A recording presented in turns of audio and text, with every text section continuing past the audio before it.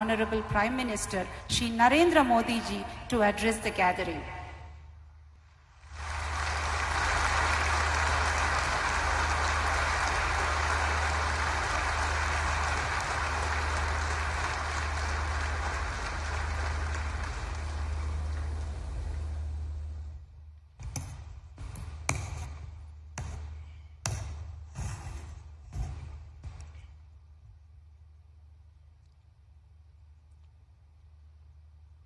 तेलंगाना की राज्यपाल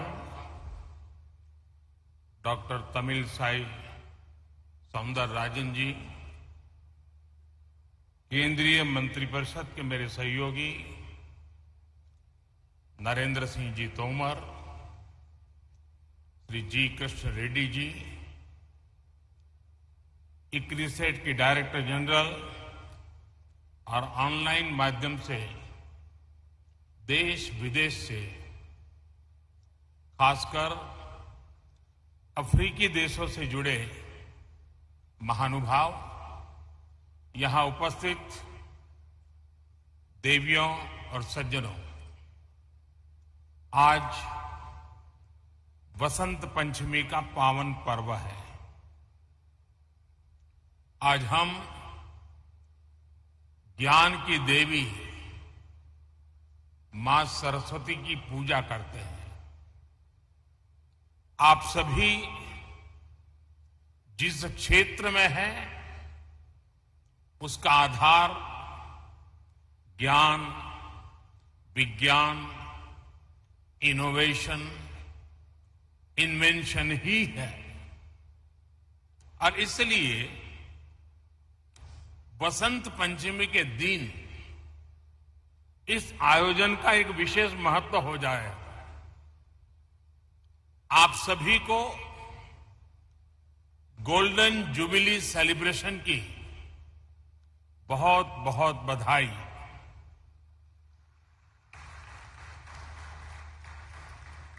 साथियों, 50 साल एक बहुत बड़ा समय होता है और इस 50 साल की यात्रा में जब जब जिसने जो योगदान दिया है, वे सभी अभिनंदन के अधिकारी हैं। इस कार्य को आगे बढ़ाने के लिए जिन जिन लोगों ने प्रयास किया है, मैं उनका भी आज अभिनंदन करता हूं। ये भी अद्भुत संयोग है कि आज जब भारत अपनी आजादी के 75 वर्ष का पर्व मना रहा है, तो आपकी संस्था 50 साल के इस अहम पड़ाव पर है। जब भारत ने आजादी के 100 वर्ष मनाएगा, तो आप 75 वर्ष में होंगे। जैसे भारत ने अगले 25 वर्षों के लिए नए लक्ष्य बनाए हैं, उन पर काम करना शुरू कर दिया है, वैसे ही अगले 25 वर्ष इक्रिसेट के लिए भी उतने ही अहम है।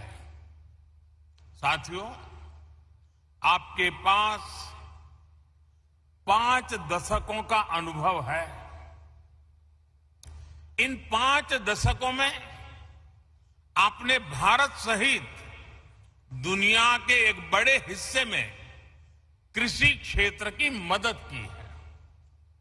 आपकी रिसर्च, आपकी टेक्नोलॉजी ने मुश्किल परिस्थितियों में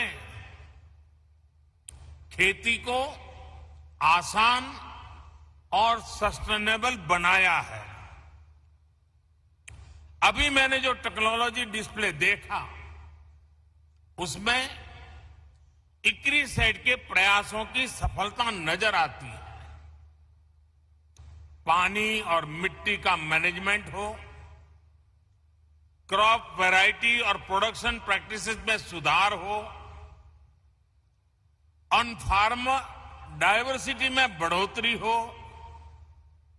लाइव स्टॉक इंटीग्रेशन हो और किसानों को मार्केट से जोड़ना हो। ये होलिस्टिक अप्रोच निश्चित रूप से एग्रीकल्चर को सस्टेनेबल बनाने में मदद करती है।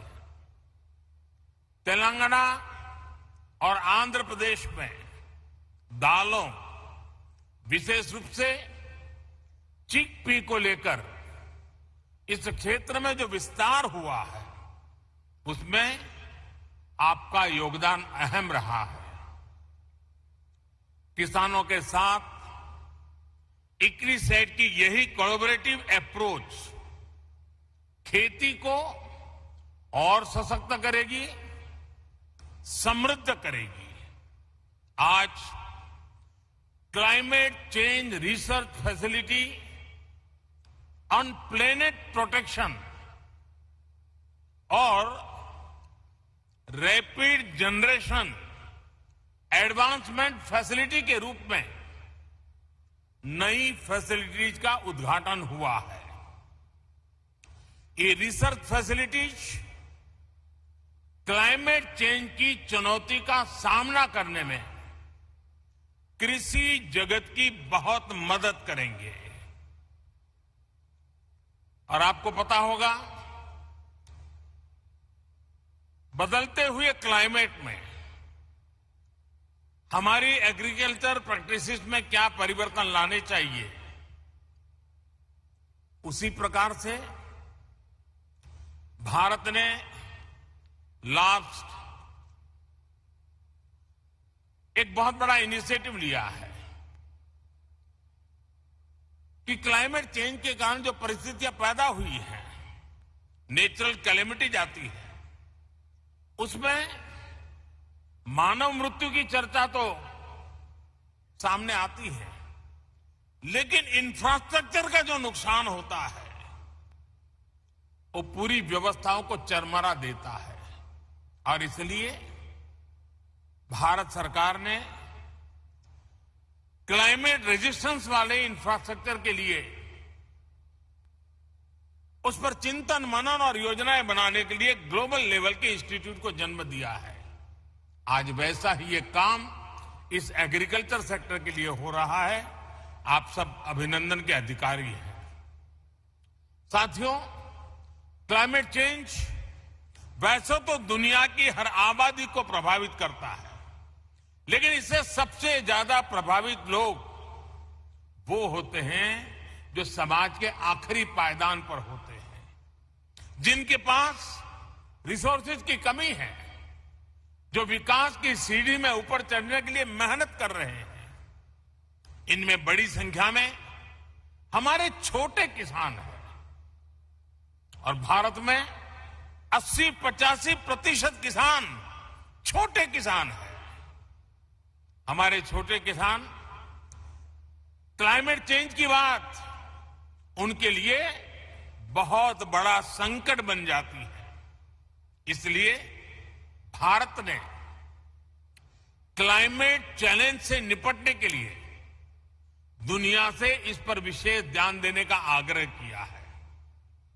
भारत ने 2070 तक 2070 तक नेट जीरो का टारगेट तो रखा ही है। हमने life mission, lifestyle for environment, इस लाइफ मिशन की जरूरत को भी हाईलाइट किया है। उसी प्रकार से प्रो प्लेनेट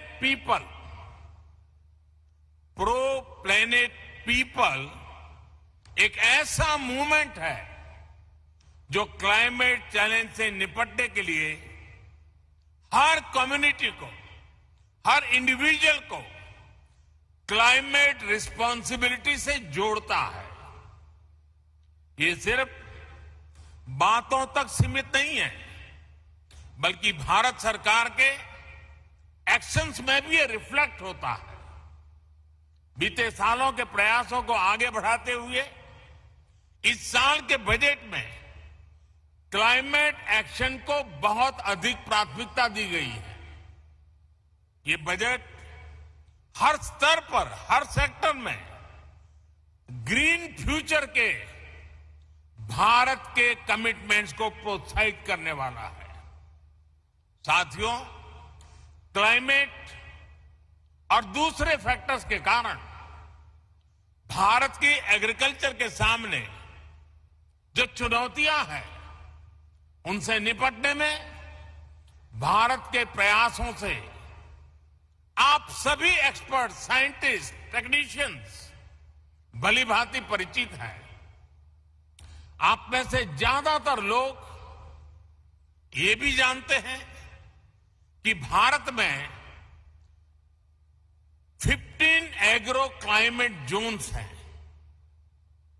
हमारे यहां वसंत, ग्रीष्म, वर्षा, शरद, हेमंत और शिशिर, ये 6 ऋतुएं भी होती हैं।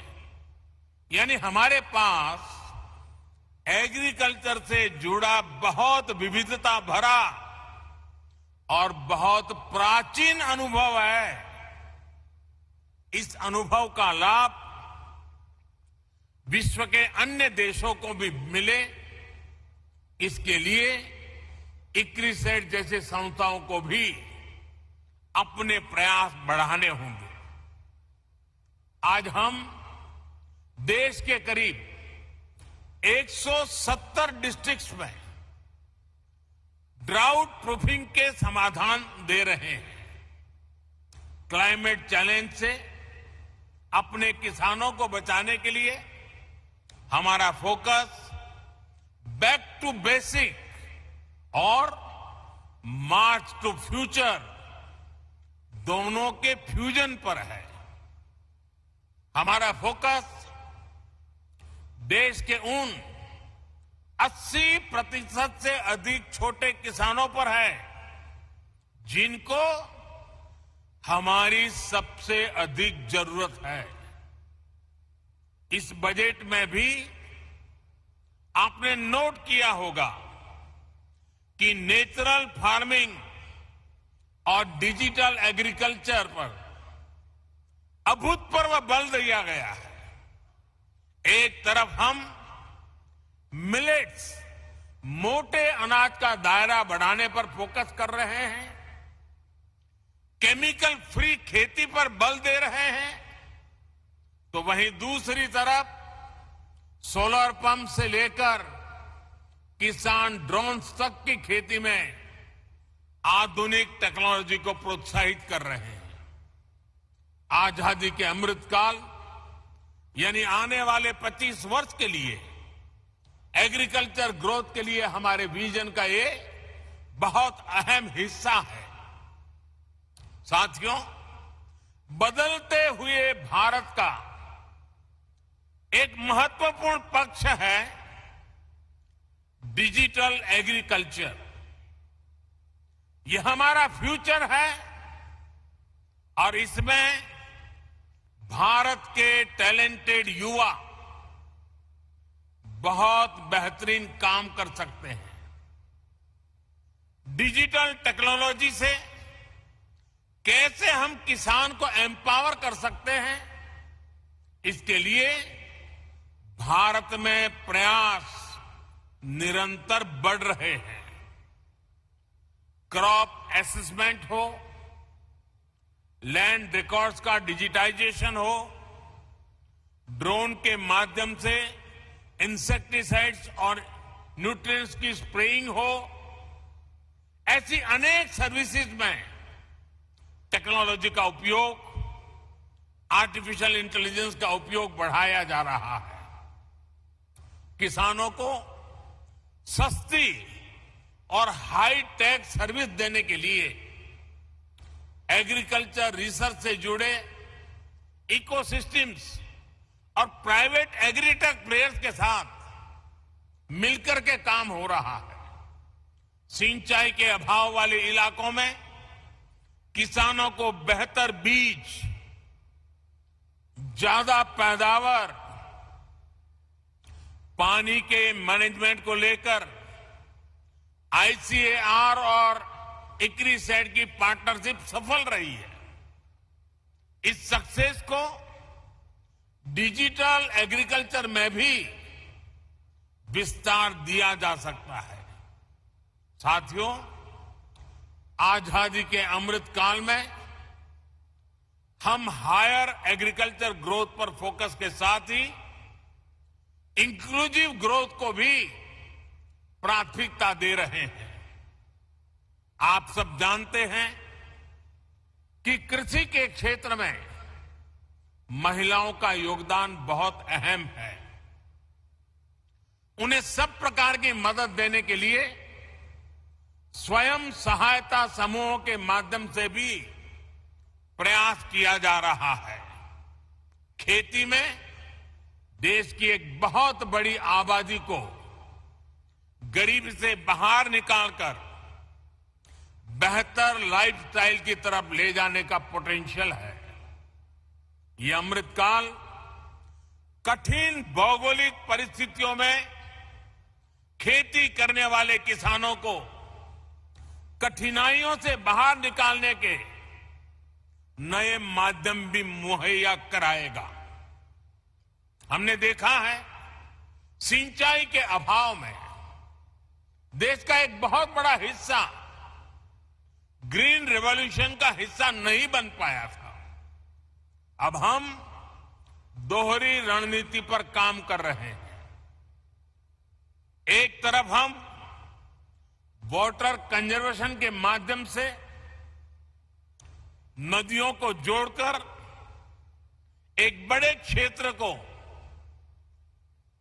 इरिगेशन के दायरे में ला रहे हैं।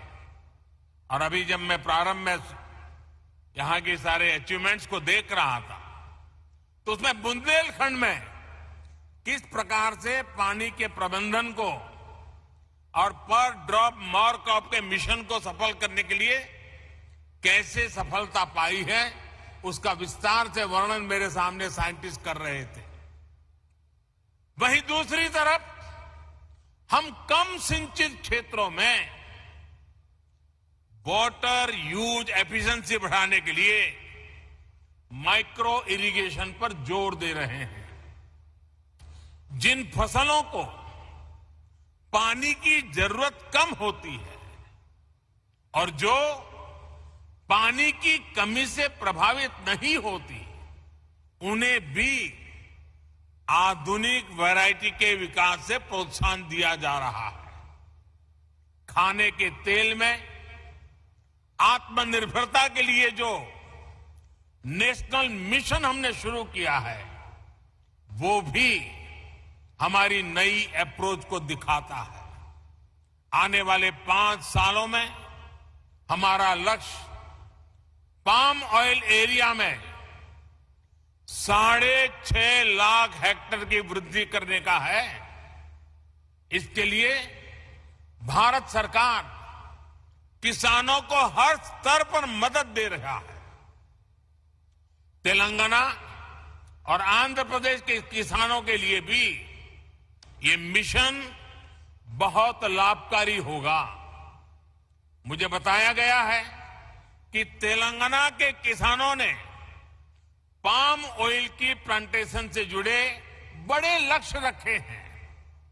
उनको सपोर्ट करने के लिए केंद्र सरकार हर संभव सहायता देगी। साथियों, पिछले कुछ वर्षों में भारत में पोस्ट हार्वेस्ट इंफ्रास्ट्रक्चर को भी मजबूत किया गया है। हाल के वर्षों में 35 मिलियन टन की कोल्ड चेन स्टोरेज कैपेसिटी तैयार की गई है। सरकार ने जो 1 लाख करोड़ रुपए का एग्रीकल्चर इंफ्रास्ट्रक्चर फंड बनाया है, उसकी वजह से भी पोस्ट हार्वेस्ट इंफ्रास्ट्रक्चर का तेजी से विकास हुआ है। आज भारत में हम एफपीओस और एग्रीकल्चर वैल्यू चेन के निर्माण पर भी बहुत फोकस कर रहे हैं। देश के छोटे किसानों को हजारों एफपीओ में संगठित करके हम उन्हें एक जागरूक और बड़ी मार्केट फोर्स बनाना चाहते हैं। साथियों, भारत के सेमी एरिड क्षेत्रों में काम करने का इक्रिसेट के पास एक रिच एक्सपीरियंस है। इसलिए सेमी एरिड क्षेत्रों के लिए हमें मिलकर किसानों को जोड़कर सस्टेनेबल और डाइवर्सिफाइड प्रोडक्शन सिस्टम का निर्माण करना होगा। अपने अनुभवों को ईस्ट और साउथ अफ्रीका के देशों के साथ शेयर करने के लिए एक्सचेंज प्रोग्राम भी शुरू किया जा सकता है। हमारा लक्ष्य सिर्फ अनाज का प्रोडक्शन बढ़ाना ही नहीं है। आज भारत के पास सरप्लस फूड ग्रेन है, जिसके दम पर हम दुनिया का इतना बड़ा फूड सिक्योरिटी प्रोग्राम चला रहे हैं। अब हम फूड सिक्योरिटी के साथ साथ न्यूट्रिशन सिक्योरिटी पर फोकस कर रहे हैं। इसी विजन के साथ बीते 7 सालों में हमने अनेक बायो फोर्टिफाइड वेराइटीज का विकास किया है। अब अपनी खेती को डाइवर्सिफाइड करने के लिए अपने सूखा प्रभावित क्षेत्रों में अधिक उत्पादन के लिए बीमारियों और कीटों से अधिक सुरक्षा देने वाली रिजिलिएंट वैरायटीज पर हमें ज्यादा से ज्यादा काम करना है।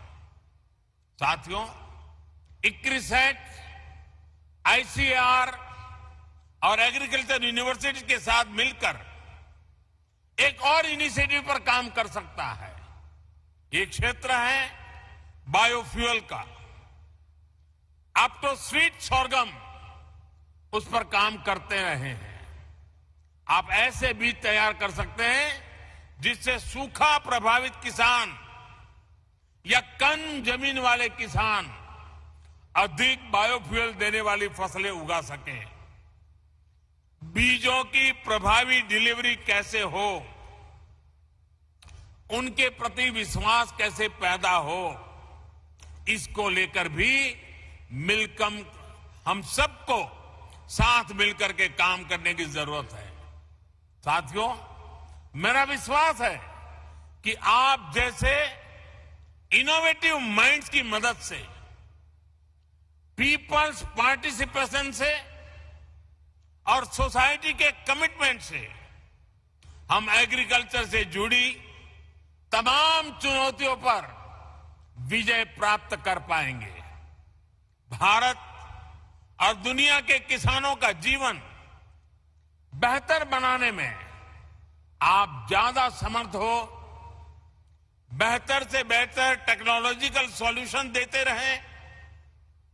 इसी कामना के साथ एक बार फिर इक्रिसेट को इस महत्वपूर्ण पड़ाव पर उनके भव्य भूतकाल का अभिनंदन करते हुए, उज्जवल भविष्य की कामना करते हुए, देश के किसानों की आन बान शान के रूप में आपका ये पुरुषार्थ काम आए, इसीलिए मेरी बहुत बहुत शुभकामनाएं, बहुत बहुत बधाई। धन्यवाद।